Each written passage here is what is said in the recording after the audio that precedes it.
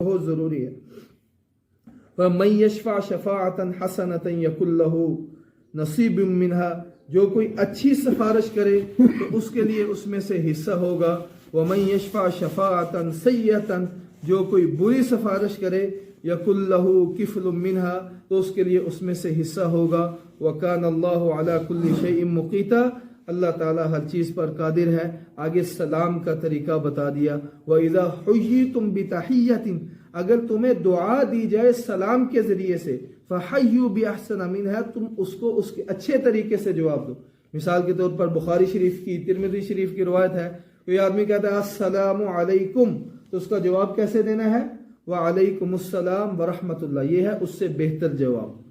کوئی آدمی کہتا ہے السلام علیکم ورحمۃ اللہ، تو اس کا بہتر جواب کیا ہے؟ السلام علیکم ورحمۃ اللہ وبرکاتہ۔ اور ایک روایت کے اندر آتا ہے آدمی آپ کو کہتا ہے السلام علیکم ورحمۃ اللہ وبرکاتہ، تو جواب میں یہ بھی کہہ سکتے ہیں وعلیکم السلام ورحمۃ اللہ وبرکاتہ ومغفرتہ۔ السلام علیکم پہ 10 نیکیاں، ورحمۃ اللہ پہ 10 نیکیاں، وبرکاتہ پہ 10 نیکیاں، ومغفرتہ پہ 10 نیکیاں ملتی ہیں۔ اور پھر سلام کے کچھ آداب اور طریقے ہوتے ہیں۔ سلام کے کچھ آداب، ہر جگہ سلام نہیں کرنا چاہیے۔ کوئی آدمی بیت الخلاء میں بیٹھا ہوا ہے، اس کو سلام کرنا چاہیے؟ وہ بیت الخلاء میں بیٹھا ہے، اس جگہ سلام کرنا ٹھیک ہی نہیں۔ ایک آدمی گناہ کا سلام ہے دعا دینا، سلامتی کی دعا دینا، اللہ کی رحمتیں اور اللہ کی برکتوں کی دعا دینا۔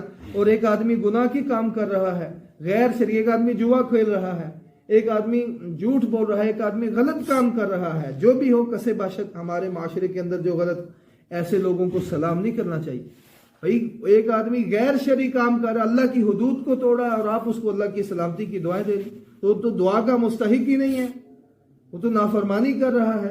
تو جو اچھا کام کر رہا ہو، اور اسی طرح جب واعظ و نصیحت ہو رہی ہو، جیسے ابھی یہ درس و تدریس ہو رہی ہے، تو ایسی مجلس کے اندر آ کے بھی سلام نہیں کرنا چاہیے۔ کوئی آدمی ذکر کر رہا ہے، تلاوت کر رہا ہے، تو وہ اللہ کا ذکر کر رہا ہے۔ ایک آدمی نماز پڑھ رہا ہے، تسبیحات کر رہا ہے، تم آ کے اس کو سلام کر رہے ہو، تو یہ سلام کے طریقے نہیں ہیں۔ ہاں کوئی آدمی فارغ ہے، اس کا حدیث شریف میں آیا کہ جو کھڑے ہیں وہ بیٹھے والوں کو سلام کریں، جو بیٹھے ہوئے ہیں وہ لیٹنے والوں کو سلام کریں، چھوٹا بڑے کو سلام کرے، تو یہ سلام کے آداب ہیں۔ وَإِذَا حُيِّيتُم بِتَحِيَّةٍ فَحَيُّوا بِأَحْسَنَ مِنْهَا أَوْ رُدُّوهَا، جب تمہیں سلام کے ذریعے سے دعا دی جائے، فَحَيُّوا بِأَحْسَنَ مِنْهَا، تو تم اس سے اچھے طریقے سے اس کو جواب دو، اور ردوها، یا وہی جواب میں کہہ دو۔ السلام علیکم کہے تو جواب میں کم از کم وعلیکم السلام کہہ دو۔ اور اسی طرح یہ جو غیر مسلم ہیں، ہمارے ہاں عیسائی ہیں یا پھر ہندو ہیں، تو ان کو سلام نہیں کرنا چاہیے، کیونکہ سلامتی تو اس کے لیے ہے جو اسلام لے کر آیا ہے، سلامتی تو ایمان والے کے لیے۔ اب مجبوری ہے، معاشرے میں رہ رہے ہیں، تو اس کا طریقہ یہ ہے کہ اگر وہ آپ کو سلام کرتا ہے، تو اگر سلام کرنا پڑ گیا ہے تو کہنا چاہیے السلام علی من اتبع الہدی، تو سلامتی اس پر ہے جو اسلام لے کر آئے گا۔ آہستہ سا کہہ دینا چاہیے، السلام اونچا کہہ دیں، علی من اتبع الہدی آہستہ کہہ دیں۔ وہ جواب کرے، کوئی سلام کرے تو اس کو کہنا چاہیے وعلیکم، بس وعلیکم السلام۔ یہ ہندوؤں کو، عیسائیوں کو جواب میں یہ نہیں کہنا چاہیے، کیونکہ سلامتی صرف اور صرف اسلام والوں کے لیے، مسلمانوں کے لیے۔ اللہ لا الہ الا ہو، اللہ وہ ہے کہ جس کے سوا کوئی عبادت کے لائق نہیں ہے۔ حاجت روا، مشکل کشا، فریاد رس، دستگیر، حالات بنانے والا، حالات بگاڑنے والا، بچے دینے والا، بچیاں دینے والا، یہ اللہ ہے۔